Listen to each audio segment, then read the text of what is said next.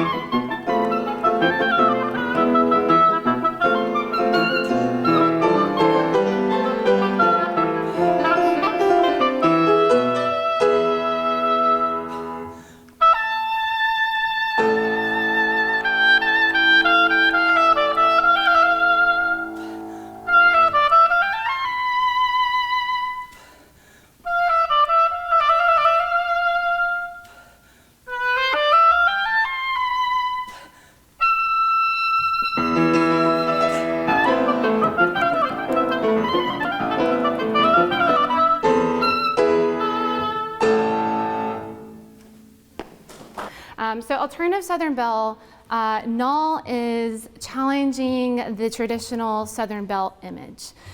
In this work, he depicts a black slave woman, and he depicts and honors her in her stature. And in the work, you can see a lot of imagery. Behind her ear, she has a wasp nest, which evokes the stinging words that she would have had to unfortunately endure.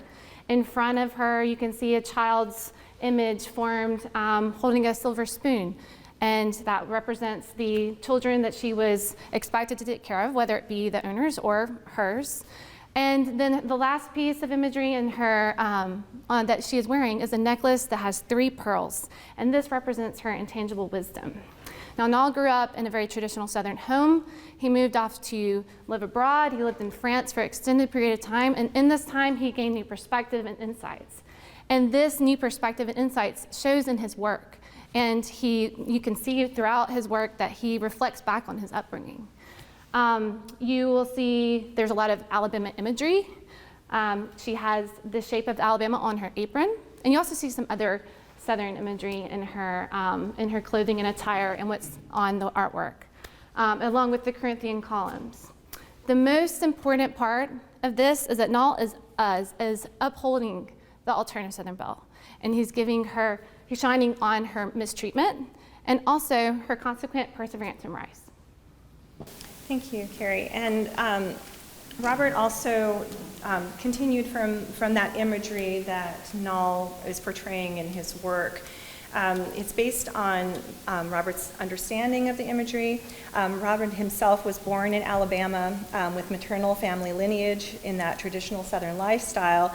The movement begins with a sense of wonder as our Southern day unfolds.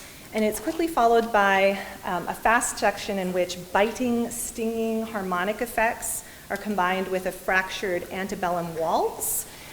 This takes the solo and listener through a surreal portrait of a strong, wise woman who, along with many others, shaped a culture, region, and entire country.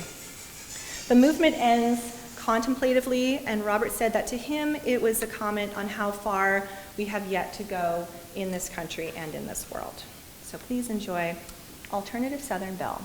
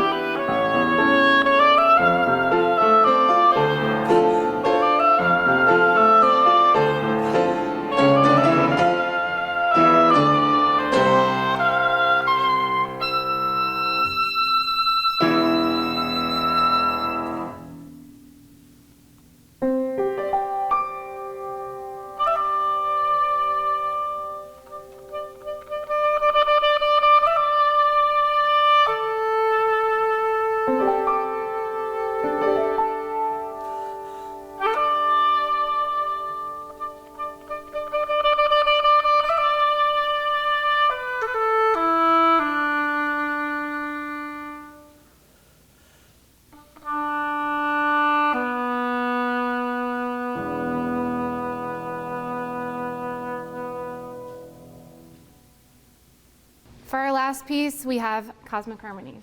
And as you can see, we have this as a bookend to Nall's beautiful gallery. When you come in, it's one of the first things you notice, and it draws you through the space. And there's a reason for that, because it's very powerful. And it's my personal favorite, as you can probably figure out. What I love so much about this piece is that you see so many of Nall's artistic signatures. You see his florals, you see the different mediums he uses. I love pointing out that he uses loose paint drips on top of meticulous etchings, where you can see how much time he has spent on it, and it just juxtaposes, the two elements juxtapose each other, which I love. And one of the main elements that you notice are obviously the frame fragments. And if there's anything that you can pick out Nall's artwork with, they are frame fragments. And these are important to him. He began to use them at a very young age, blurring together the art and the frames so they become one. And I think that that is one of the things that just sticks out the most with his artwork. And it's just a beautiful use of recycled materials. And so this work obviously has a lot of movement, there's a lot of color, and lends itself beautifully for art, for music.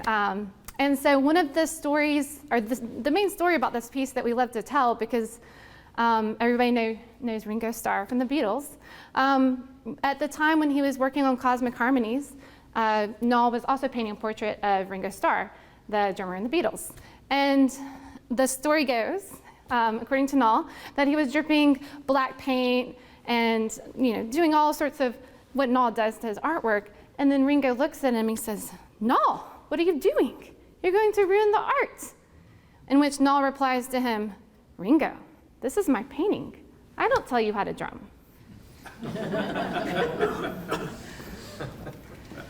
So this movement is based on that moment with Ringo Starr, which Robert was just tickled by. He loved that story, and the ongoing love that Robert had for the Beatles. The juxtaposition of oboe in a rock-influenced musical setting creates a compelling musical environment for the soloist and the audience. And I want to encourage you to listen for a nod to a particular Beatles tune, their song "Come Together" from the 1969 Penny Lane album. But first, I'd like to thank everyone for coming today. Again, thank you so much to Carrie Jaxon for, again, facilitating this event, for Grace Kish, which is Carrie's assistant for the posters. I know Grace is here. Thank you so much. Thank you to Troy Vision and Aaron Taylor for filming today, Paige Ray for our Trojan Talk. Thank you to Chancellor Hawkins, Mrs. Hawkins, for your unending support for the arts at the John M. Long School of Music. Thank you to Dr. Yang for not only lending her beautiful talents for us today, but support of this as interim department head, and Dr. Michael Thrasher, Dean of CCFA. To Jennifer McLeod, who I think I saw back there, for our administrative assistant at the School of Music. My family, who's all here. I've got my two boys, one of which plays oboe. We took them out of school to come here today. And my in-laws, coming all the way from Canada. They arrived today, and they're here today to come just for this now. Other reasons. And of course, my husband, Dave Camwell, who's our saxophone instructor, and many more things. So, thank you. Thank you to Nall, who's here. Thank you so much for your artwork and your inspiration for this entire piece. And of course, to Robert W. Smith, who we lost at the end of September, for his musical legacy, but most importantly, his friendship and unwavering encouragement for myself, my family, and all of us at the School of Music and Troy University. We will miss him greatly, but we are so grateful to forever have a part of him with us with this piece and many of his other works. Thank you, Susan Smith, for being here today. I'd love to invite you to say a few words, if you would, about Robert's compositional process. It was okay till you got to the second movement. Thank you all for being here today and for having a place in our lives and Robert's for sure. Robert loved collaborating. He's a born collaborator, was a born collaborator, and he loved collaborating with the Camwells because they're big picture thinkers that bring things to fruition. And you don't always have those combination of things that come together. He loved Troy University, and he learned here that a young boy from Daleville, Alabama could do anything. I'm struck by, I always tell my students how the chancellor often knows that students aren't going to go out in the world and study and find things, but he can bring it here. He would bring the rest of the world here to Troy University. And Mrs. Hawkins has done much of the same with the arts. She has influenced our entire community and portion of the country because of what she has given through the arts here. A boy like Nall and a boy like Robert Smith could do anything at Troy. And I'm struck by what the chancellor said a couple of years ago at our opening meeting when he said, "Why not Troy?" So for the students that are here, know that you can do anything in the world because this man said that you could, or because your teacher said that you could, or somebody told Robert Smith that he could. So I'm really indebted to all of you for not only being here, but keeping his memory alive. Because obviously I didn't mean to be like this. Goodness, it's a little raw for me. Oh goodness. But I'm also struck, Nall, by the fact that we know that that's a Nall piece. And we know that this is a Robert Smith piece, and the fact that the two of those are conjoined forever will have meant a lot to him, and it does to our family. So thank you for sharing with us. Thank you.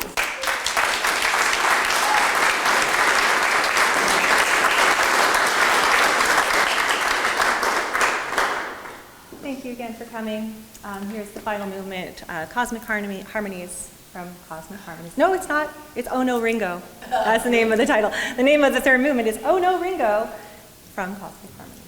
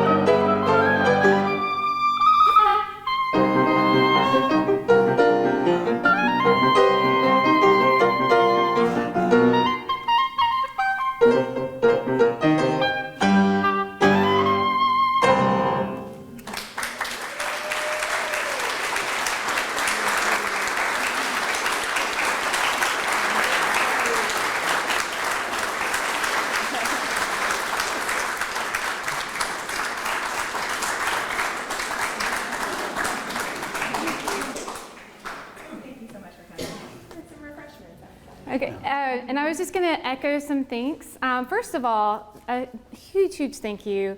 I'm so appreciative to Dr. Camwell, Dr. Yang, Robert W. Smith, for contributing their talents with this project. And of course to Nall, where we are amidst some of this amazing art you're ever going to see, and it's right here in Troy. And we're so fortunate to Ms. Janice Hawkins and Chancellor Hawkins for their never-ending support of the arts and making this possible. We're here because of them and appreciate all that they have to do for us.